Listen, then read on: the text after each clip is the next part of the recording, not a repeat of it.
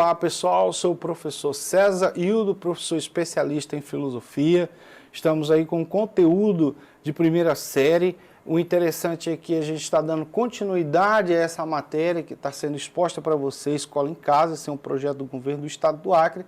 Espero que você faça suas anotações, acompanhe as outras aulas que estão na plataforma do Eduque e tenha uma boa aula. Hoje nós vamos estar falando sobre o conceito de alienação, que é a parte 1 desse conceito. Esse conceito ele é muito importante, principalmente das áreas humanas, porque ela vai trazer essa consciência ao ser humano que vive nessa sociedade de consumo, para não estar sujeito à alienação, que a alienação pode estar na cultura, a alienação pode estar na linguagem, na religião, na política, na moda. E o interessante é você saber onde é que você está, em que campo você vai se situar, tá? E aí, para tanto, a gente vai expor aqui para vocês um slide para poder ser mais didático, para você poder acompanhar e visualizar esse conceito, tudo bem? E para tanto, a gente vai estar compartilhando com vocês. Então, pessoal, o conceito de alienação, ele é um conceito que está principalmente ligado à filosofia e depois à sociologia. E vocês dificilmente vai ter esse estudo em outras disciplinas, como biologia, como física, matemática, somente nessas humanas, porque a problemática da alienação está ligada à condição humana. Então, na filosofia, o conceito de alienação está intimamente relacionado aos processos de alinhamento do indivíduo. Então, o indivíduo que vive nessa sociedade pós-moderna, sujeito ao consumo, ele tem que entender que ele está num processo, ele está inserido num campo de observação, de produção de objetos, de consumo, e ele tem que se encontrar nesse mundo, certo? Ele surge por diversos motivos na vida social. Isso leva ao aleijamento da sociedade. Então, o indivíduo que está inserido nesse contexto social, ele não percebe que ele está sendo manipulado pela massa ou por qualquer tipo de coisa que esteja fora a sua consciência, ele vai ser um sujeito dentro de uma sociedade aleijado, sem muita utilidade, porque está perdido, qualquer vento para ele serve, qualquer ideologia ele pode acatar, ele não tem uma maturidade de consciência, né? Então, de certa medida, é importante estar apercebido, estar atento.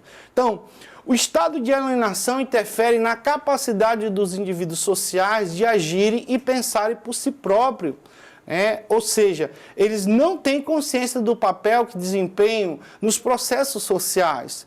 Esse termo, alienação, ele vem da palavra latim, que significa alienar, que significa tornar alguém alheio a alguém. Atualmente, o termo é utilizado em diferentes áreas do direito, da economia, psicologia, antropologia, está ligado, mas particularmente vocês não vão estudar diretamente esse conceito. Então, meus caros, esse conceito de alienação ele é importante porque desperta na gente essa consciência de ser humano, né? De estar atento ao que está acontecendo no mundo do consumo, né? Aquilo que Marx vai dizer, a produção, a distribuição, o comércio e o consumo, eles fazem com que o ser humano se torne alheio, se torne um ser coisificado, esteja inserido num mundo que ele não sabe que ele está vivendo em função apenas do consumo, que ele trabalha, troca o seu tempo de vida por dinheiro e por trás desse cidadão que está usufruindo desse dinheiro, ele tem que ter essa consciência, como é que ele vai gastar, certo? Se ele vai gastar produzindo mais vida ou se ele vai gastar produzindo vida para terceiros. Então, é muito interessante se enquadrar nesse termo, tá bom, gente? Então, vamos voltar para o nosso slide, continuando aqui, alienação em filosofia. Ele é importante porque a filosofia ela vai trazer esse despertar, né? Ele vai trazer esse caminho da luz, essa condução.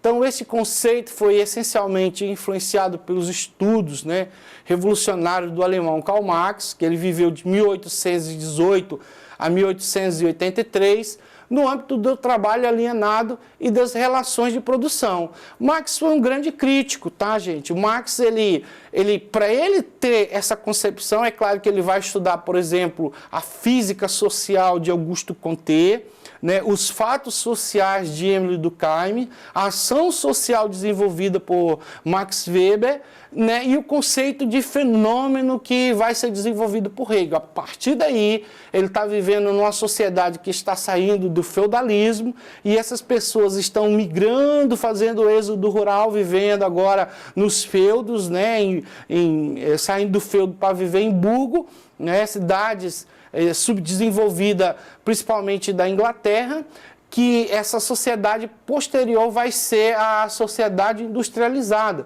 Então Marx vai perguntar por que esse cidadão, que é o dono do meio de produção, que era dono do campo, dono da terra, sai da condição de autonomia para estar alienado ao consumo, ao dinheiro, e ele vai dizer, né, vai formular sua teoria e vai reconhecer a doença do homem, que é justamente o capitalismo. Para Marx, o homem que está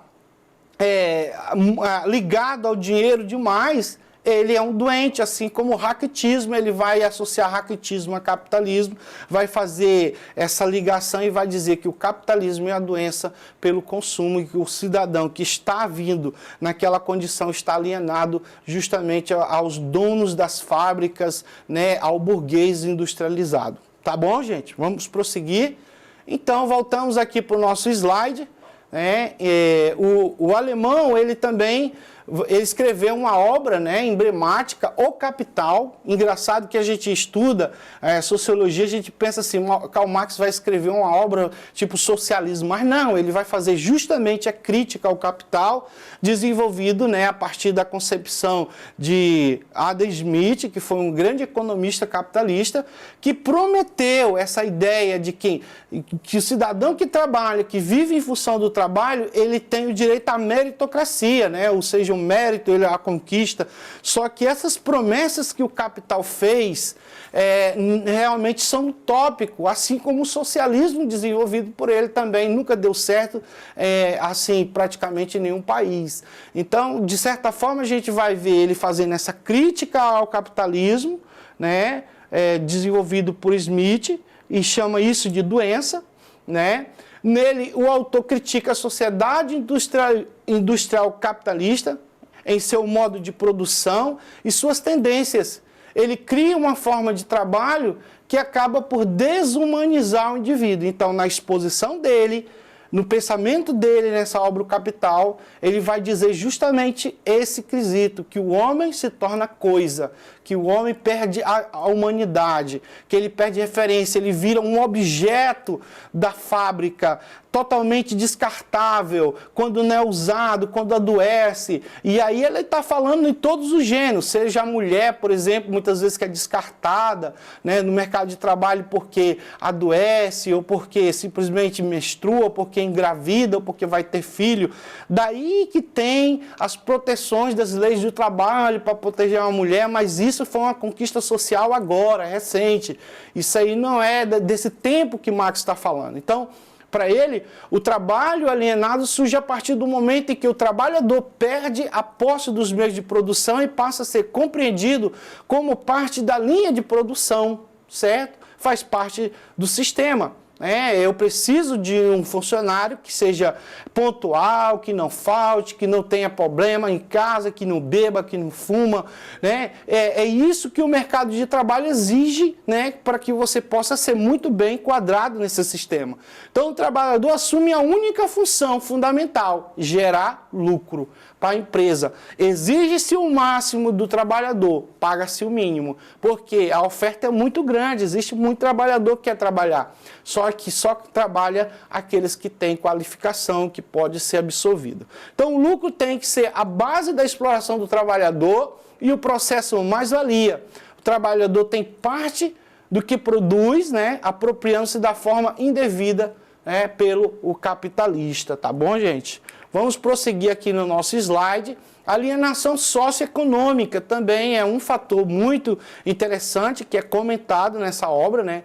Trata-se, portanto, de uma alienação socioeconômica, onde a fragmentação do trabalho industrial produz a fragmentação do saber humano. Isso afeta justamente no lado intelectual do ser humano. Nesse primeiro momento que eu falei para vocês no slide anterior, ele afeta o lado físico da humanidade. Agora, nessa alienação socioeconômica, ela vai afetar a intelectualidade do indivíduo, o psique, a capacidade de raciocínio.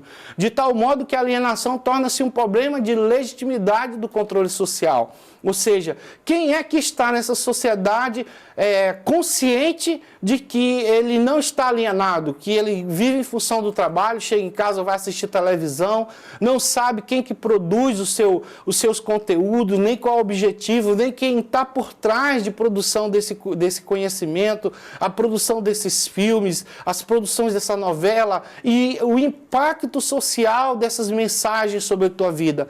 Então, qual o grau de afetividade que você está envolvido com tudo isso? Então, a divisão social do trabalho, enfatizado pela sociedade capitalista, contribui para o processo de alienação do indivíduo.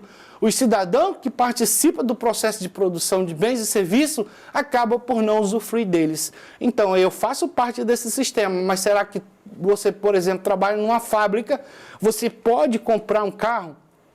Você trabalha numa indústria, você tem direito a usufruir da linha de produção dessa indústria? A questão é que nem todo mundo tem, porque realmente não tem acesso, não tem dinheiro suficiente. Não vai dar para a gente ler o comentário de Marx, a gente vai prosseguir os tipos de alienação. O conceito de alienação é bem amplo, Como a gente pode ver aí, pode estar associado à alienação social, à cultural, à econômica, à política e religiosa.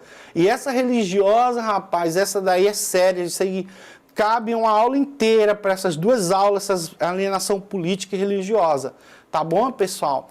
Então vamos aí para o nosso exercitando, tá? Então, dentro do nosso exercitando, a gente está dentro desse contexto da aula. Como os combustíveis energéticos, as tecnologias de informação são hoje em dia indispensáveis em todos os setores econômicos. É claro que a gente precisa desses meios, Através delas, um maior número de produtores é capaz de inovar e a observância de bens e serviços se acelera, longe de atender à vida útil dos equipamentos e suas capacidades de reparação. O ciclo de vida desses produtos diminui, resultando em maior necessidade de matéria-prima para a fabricação de novos. Ou seja, essa é uma questão que envolve a obsolescência planejada e a obsolescência perceptível, ou seja, você compra um produto que quebra, que perde a vitalidade, celular que fica obsoleto e você, sem condição, tem que continuar comprando, vivendo nesse serviço aí, nesse sistema de alienação e dependendo sempre de estar comprando outro, e você vai trocando seu tempo de vida por produtos que vira lixo em pouco tempo. Então esse é um grande debate que Marx vai levantar para a gente e vai trazer essa consciência. É claro que ele não foi essas coisas para a sociedade, mas as suas críticas, os seus pensamentos são válidos para as ciências sociais, tá? Então nossa questão certa é a questão A. Professor César, fica por aqui, muito obrigado, tem acesso a essa aula na plataforma Eduque, tá? Fica com Deus, um tchau.